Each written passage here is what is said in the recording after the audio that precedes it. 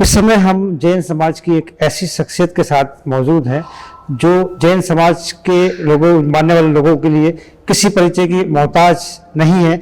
इस समय हमारे साथ हैं राष्ट्र संत परम पूज्य आचार्य श्री चंद्रानंद सागर सूरीश्वर महाराज जी। तो महाराज जी से हम जिनको पूरा जैन धर्म जो है, जैन समाज के जो लोग हैं, भगवान की तरह पूछते हैं और उन्हीं की जवानी, उन्हीं की कहानी हम सुनने की कोशिश करते हैं ताकि जो जैन समाज के लोग नहीं हैं वो भी महाराज जी के बारे में जान सके। गुरु जी, आपके मुंह से हम आपकी कहानी सुनना चाहते हैं। किस तरीके से आपकी यात्रा शुरू हुई?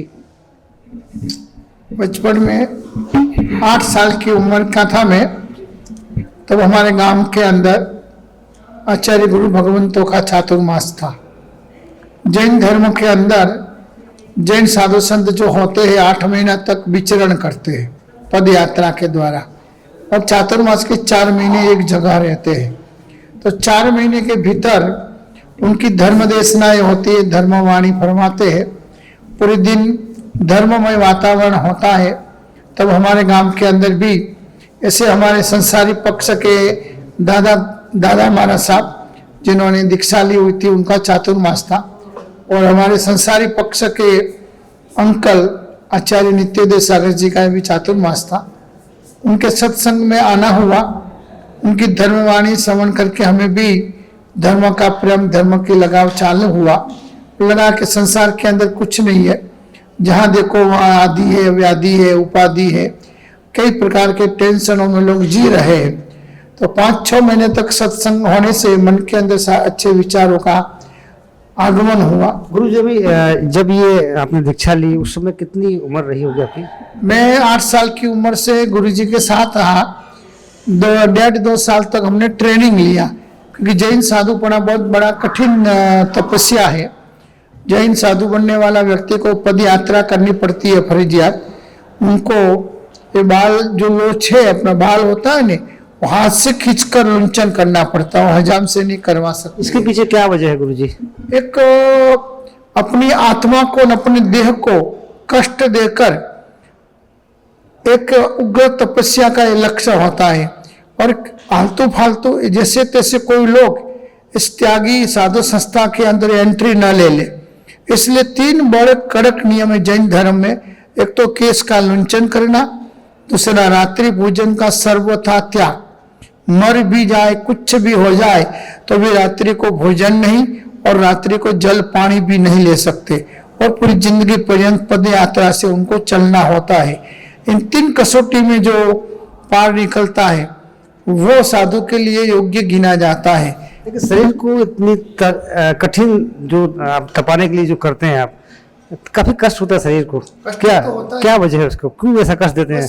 महावीर भगवान ने 12.5 वर्ष तक सारे देह का, संसार का, परिवार का, कुटुंब का ममत्व छोड़कर जंगलों में, घनघोर जंगलों में रहकर उन्होंने तपस्या की।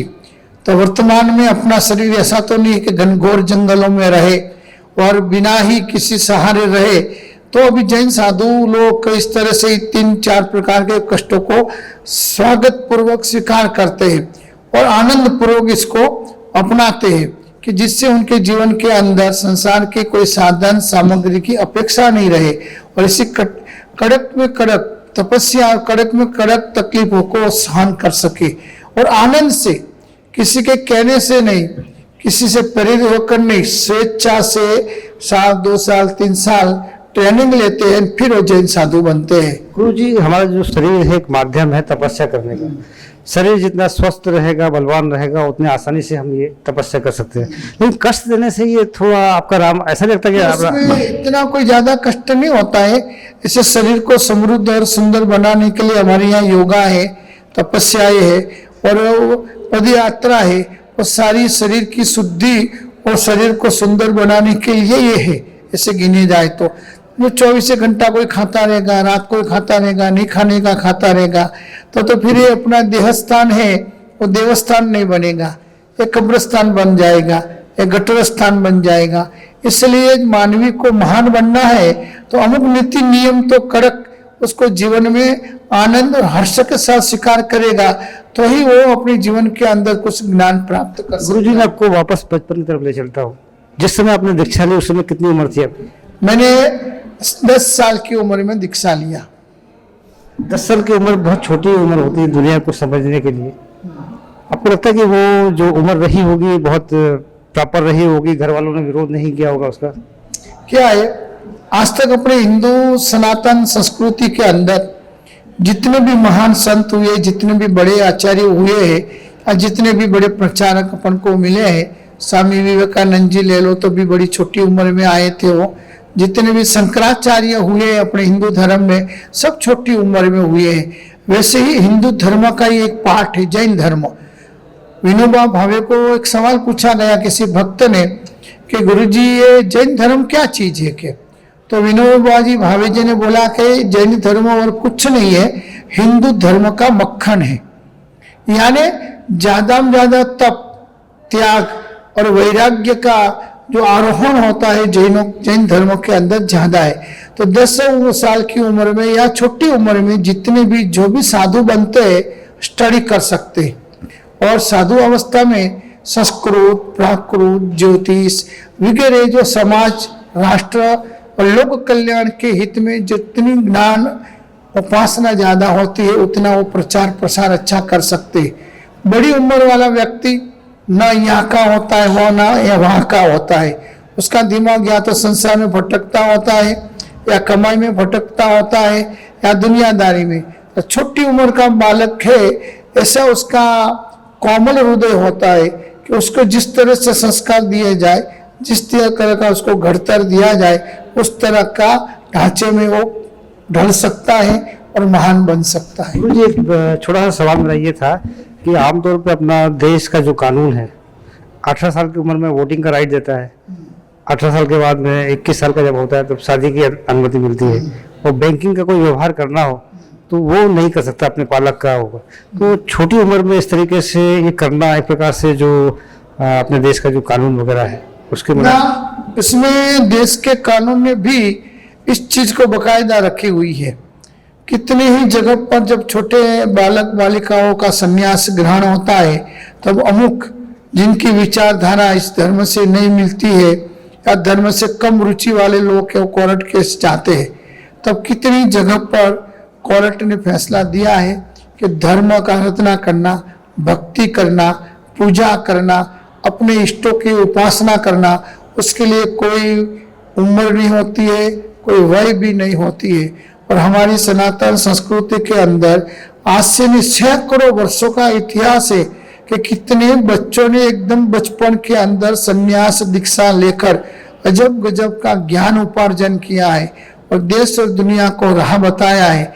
ऐसे भी अपन संसार में देखे तो माँ बाप अपने बच्चे बच्चियां होते हैं, उनको छोटी उम्र से ही जब वो चलना भी नहीं सीखते, इतना सारा वजन टोक नहीं सकते उनकी किताबों का, तो भी उठा उठा के उनको स्कूलों में, कॉन्वेंट में भेजते हैं।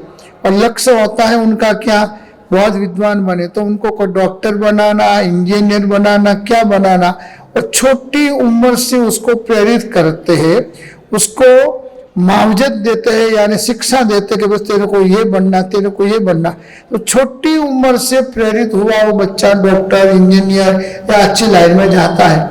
वैसे जो चुस्त धार्मिक है, जिनको जीवन में लग रहा है कि हम तो संसार में डूबे हैं, कूड़ कपट माया प्रपंच लोभ झूठ चोरी के संसार में चल रहा है, तो हमारा एक आध बेटा ऐसा कोई रास्ते जाए जिस रास्ते में विवेकानंद जी गए, कि महान महान आचार्य गए, ऐसे रास्ते पर जाकर हमारा बेटा भी देश को, दुनिया को, जनता को अच्छा मार्ग दिखावे, अच्छे धर्म की बातों से उनके जीवन में नास्तिकता को खत्म करे। तो छोटी उम्र में गया हुआ बच्चा ही अपनी 20-25 साल की उम्र तक एजुकेशन से, धार्मिकता से, आराधना के कारण से, त्याग और अपने जप ध्यान के कारण से वो महान बन सकता है।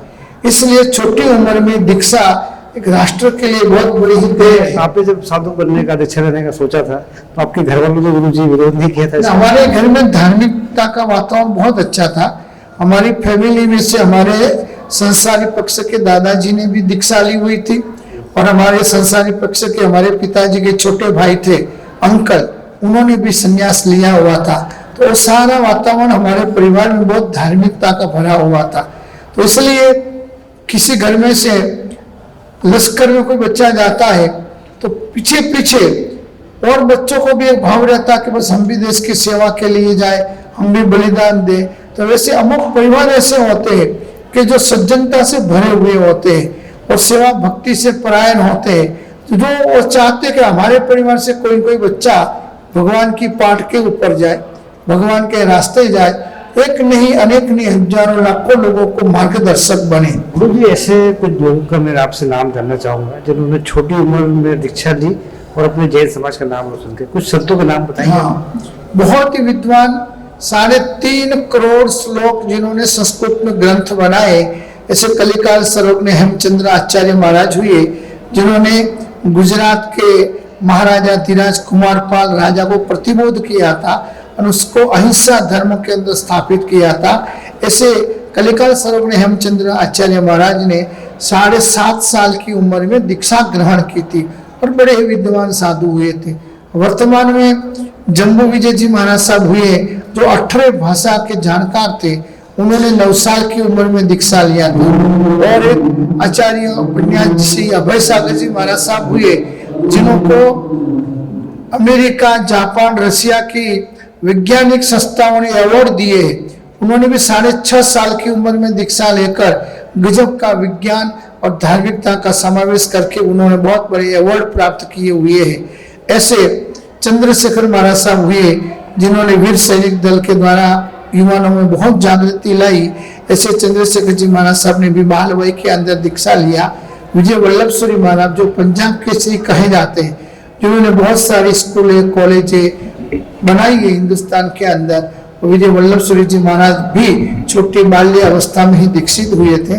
वैसे मेरी भी दीक्षा 10 साल की उम्र में हुई है और मेरा लक्ष्य यही है, जीवन के अंदर जो भी साधना, आराधना, भक्ति के माध्यम से परमात्मा की कृपा बनी है, मिली है, उसके माध्यम से लोक कल्याण के ज्यादा से ज्यादा काम करें, समाज के उद्धार के काम करें, राष्ट्र और देश की भक्ति के भी हम बहुत सारे काम कर सके, यही हमारा लक्ष्य हमेशा होता है। गुरु जी, जितनी मधुर वाणी आपकी है उतना ही बड़ा नाम आपका है।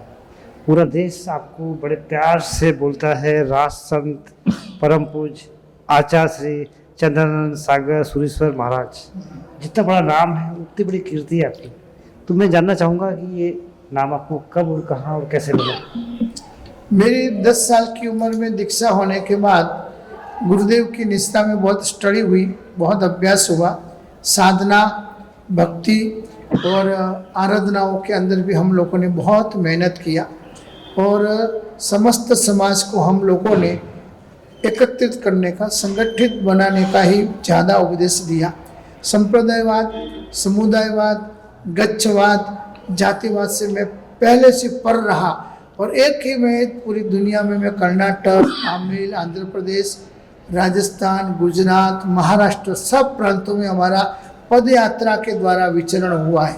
जगह जगह पर हमने एकता का संदेश दिया है, प्रेम का संदेश दिया है, मैत्री का संदेश दिया है। उससे लोगों को बहुत ही एक नवीनता लगी कि साधु जब भी मिलते हैं, जिस संप्रदाय के होते हैं उन संप्रदायों की बातें करते हैं, जिस गच्छ के होते हैं उन गच्छों की बातें करते हैं।